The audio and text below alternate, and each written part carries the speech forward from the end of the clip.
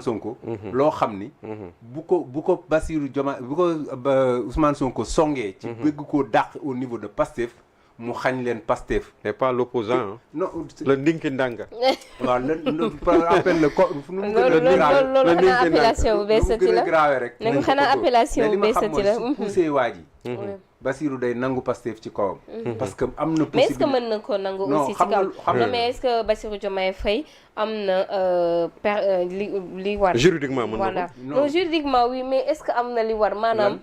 li ñi nga xam ne ñoo ànd ak Ousmane Sonko duñu ànd ak moom si jamais mu jël tey Pastef isolé ko ci boppam ñi koy topp duñu bari te li muy créer mooy Ousmane Sonko taxaw créer beneen parti non xoolal le problème mooy lan c'est pas li koy topp ak li ko dul topp xam nga Bassirou Diomaye Faye n'a pas besoin aujourd'hui de Pastef soxlawu ko non soxlawu ko xam nga lu tax man la soxlawu ko parce que aujourd'hui ñi nga xamante ni ñoo topp ci ginnaaw Ousmane Sonko lay neex ñu dem ànd jeeg Bassirou Diomaye Faye d'un claque de doigt ñoom ñu dem ànd jeeg Bassirou Diomaye Faye loolu ñoo ñi topp Ousmane Sonko noonu lañ ko toppee dama jàpp ni Bassirou Diomaye Faye li mu soxla du appareil bi mais li muy soxla mooy xañ leen Pastef gi ñu moom ba nga xamante ni siiw na Sénégal te li tax man la am na juridiquement am na possibilité def ko mooy tey aujourd'hui Ousmane Sonko nekkul ci appareil boo nga xamante ni war na mën a wax juge wala mu wax kii nangam mu def loo ko loo xamante ne du noonu Bassirou Diomaye Faye su ko soxlaa danaan leen génneel leen la rek simplement les textes du parti su fekkente ni am na ci dara loo nga xamante ni c'est en faveur de Ousmane Sonko jox leen ko mais su nekkul en faveur de Ousmane Sonko du leen ko jox te les textes du parti ne militent pas en faveur de Ousmane Sonko loolu mooy dëgg donc man jàpp naa ni Bassirou Diomaye Faye su bëggoon a jël Pastef da koy nangu ci Ousmane Sonko te Ousmane Sonko mënu ci ñaari dërëm parce que affaire bi ce n'est plus une affaire de congrès mais c'est une affaire de légalité légalité bi surtout de texte parce que comme il l'a fait à l'Assemblée nationale mu ñu yaakaar ni day jàll mais su ko bëggee forcer ci Pastef te ñu xam ni les textes fii la ko yemale Ousmane Sonko def na 2 mandats looloo nekkoon ci biir la mu mën a changer disposition bi ci Assemblée nationale ba mën faa gouverner mais mënu ko changer texte Pastef pour mën ko gouverner donc man jàpp naa ni su ko Bassirou bëggee xañ Pastef daf koy xañ am na solo oui demal doyen soo bëggee dëgg actuellement il y a 2 Pastef ah bon le Pastef Ousmane Sonko et le Pastef Bassirou Diomaye Faye. Diomaye daa mel ni wét na ci Pastef boobu ne. kanam la jëm li ci kanam rawuli bët. xam nga boo xamee Sénégal xam politique bu Sénégal xam état. xam ñi nga xam ne ñoo ŋànk nguur. possibilité yu ñu mën a am pour mën de plus en plus ñuy grignoter li ñu war a grignoter ci li nga xam ni ñoom ci la ñu bokkoon. gis nga ba ci assemblée nationale bi ngay gis nii. avec le temps tu te rendras compte que genn wàllu député yëpp danañ dem fekki Bassirou Diomaye Faye. man maa la wax lii man Moustapha Gaye. déjà ñu ngi njoxtu naan lu tollook 11 ci ñoom actuellement dañoo war bureau bi. ñoom ñu ngi koy njort quand même. ndax yaa ngi wax naan Bassirou Diomaye Faye wéet na Pastef.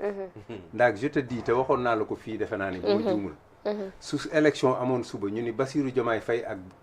Ousmane Sonko ñooy dem élection ñoom ñaar kese. Bassirou Diomaye Faye premier tour du la koy fëgg mu jàll. référendum bu amoon suba mënul xoolal pour ndax nañu tas assemblée nationale Sénégalais yëpp dañ naan doole fuuf moo ko ëpp doole fuuf laa lay wax te boo ko weddee na def référendum waxuma sax élection mais na def benn référendum ni moom lii la bëgg wóor na yàlla bu subaa ñu dem élection Ousmane Sonko dina xam ni Sénégalais mën nañ ko ci assemblée nationale boobu nga tudd sax ci la ñuy ñëw parce que moom Ousmane Sonko daal dina ci ñëw donte waxoon na donte waxoon na ci déclaration de presse bi mu amaloon que ñoom duñu def motion de censure mënoon nañ ko def mais duñ ko def démb ñëwaat na ci ay kàddoom daal dinay xam ne bu nécessaire ñoom duñu hésiter pour def motion de censure daane li nga xam ne ni moo di gouvernement bi. xam nga man def naa benn poste je ne sais pas su fekkee ndax gis nga ko mais bu nécessaire la wax donc def naa benn poste boo xam ni je mettais en garde le président Bassirou Faye avant même ñoom maanaam yéene yi ñu am ci avant projet bi président de la République déposé woon au niveau du Conseil constitutionnel pour mën a jàllale ko ñoom ñu nar ko coupe-circuité pour jël ko en charge ñoom def ko proposition de loi lu jiitu loolu man bind naa ma wax ni président de la République de mi ngi toog di seetaan croiser les bras mais su ko ñii dañ koy nelawal parce que bés buñ ko nelawalee su moytuwul danañ ko bett ci ay fànn yu bari danañ ko ci bett yoo xam ne dana ko fragiliser parce que ñoom dañu am seen feuille de route boo xam ne aujourd'hui ils sont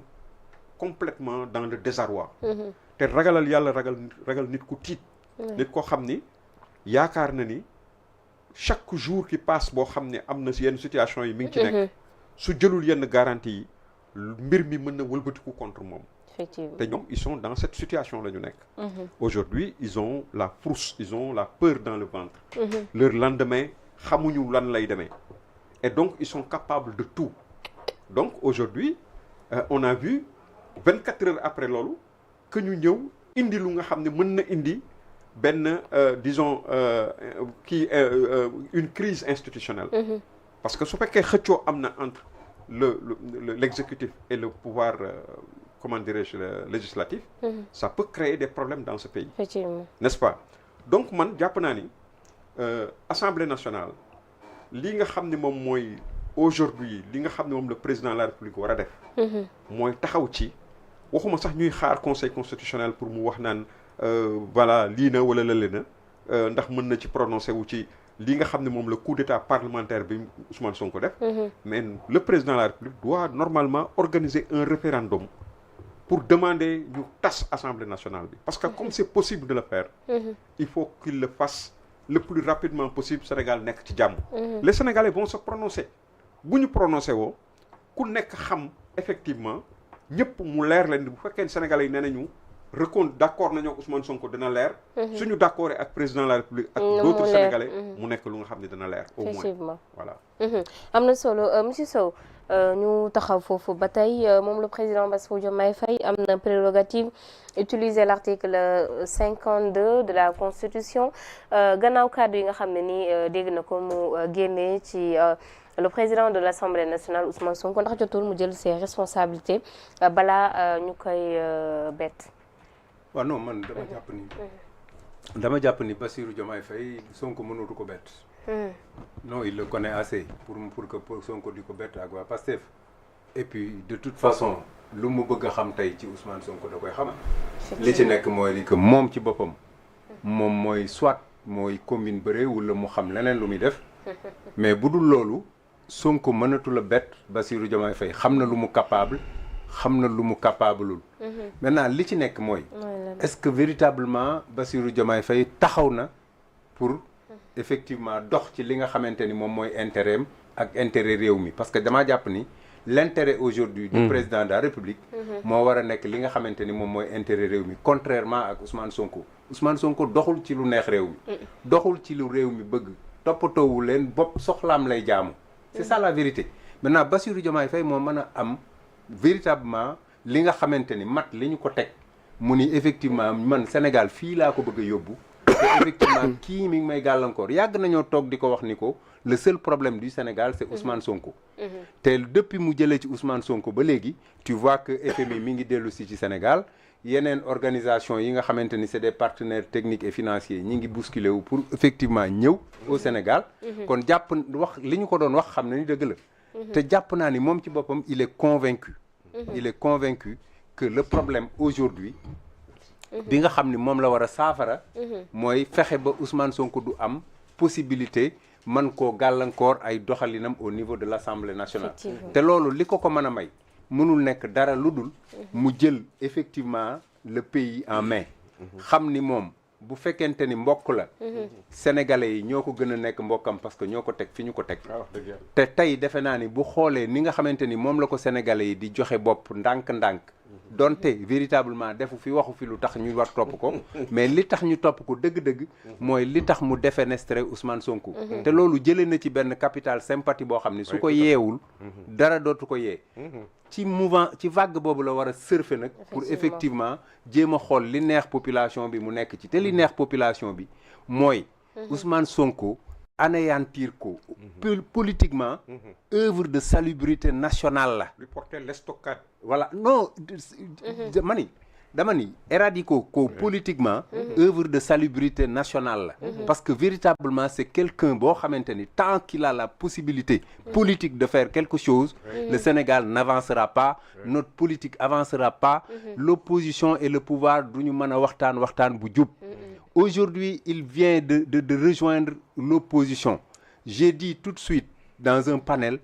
que la donne a changé parce que l'opposition n'avait qu'un seul adversaire, c'est le pouvoir. Aujourd'hui, l'opposition a 2 adversaires. Il a le pouvoir comme adversaire, il a une partie de l'opposition comme adversaire, en l'occurrence Ousmane Sonko. Donc les choses deviennent de plus en plus difficiles pour l'opposition. J'appelle encore une fois à cette opposition-là de s'unir derrière l'essentiel et de combattre et Ousmane Sonko et Bassirou Diomaye Faye. Parce que c'est la peste et le choléra kenn tanewu ci sa morom. Il faut pas qu'on veuille nous faire croire que Bassirou Diomaye Faye c'est l'homme le plus yaru, c'est le nanga non amu ci c'est lui qui a défendu Ousmane Sonko becs et ongles. C'est lui qui a demandé biñ ko yóbboo au pouvoir mu ni ko lorñeel sama fauteuil je travaillerai à te mettre sur le fauteuil kenn wóorul kenn que ni li muy def nii ce n'est pas travailler pour mettre Ousmane Sonko sur son fauteuil parce que l'Assemblée nationale ba Ousmane Sonko dugg Bassirou Diomaye Faye moo ko faroon jëkk a génne su fekkoonte woon ni il était dans une logique de se battre avec un ennemi ku mel ne Ousmane Sonko un ennemi de la République mais il a laissé Ousmane Sonko continuer d'être un ennemi de la République occuper une place centrale deuxième personnalité de l'État si Bassirou Diomaye Faye le laisse faire c'est parce que véritablement taxawul pour xeex Ousmane Sonko te ñun ku xeexul Ousmane Sonko dañuy ànd ak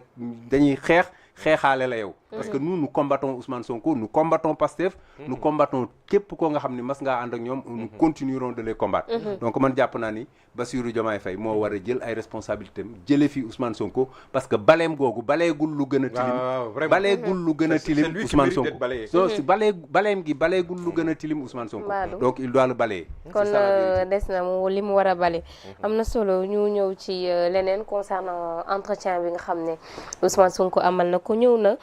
ci dette cachée bi moom moo ko tuddee woon le 8 novembre 2025 une dette odieuse d'ailleurs jour boobu sax nag la ñu dugg ci naufrage économique sooy xool bu baax a baax après